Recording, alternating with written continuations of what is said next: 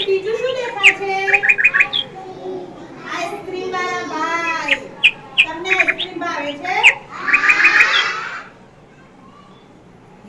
પછી બીજું શું વેચાવા આવ્યું છે? ફુગ્ગા. ફુગ્ગા કેવા છે? લાલ. પછી પીળો. પછી લીલો. સરસ. ચલો તમે મને જણાવશો કે આ છોકરી આઈસ્ક્રીમ લીધી તો છોકરાએ કેમ નથી લીધી? એની પાસે પૈસા નતા. અને આ છોકરી આ બંગડીવાળા કાકાને શું પૂછતી હશે?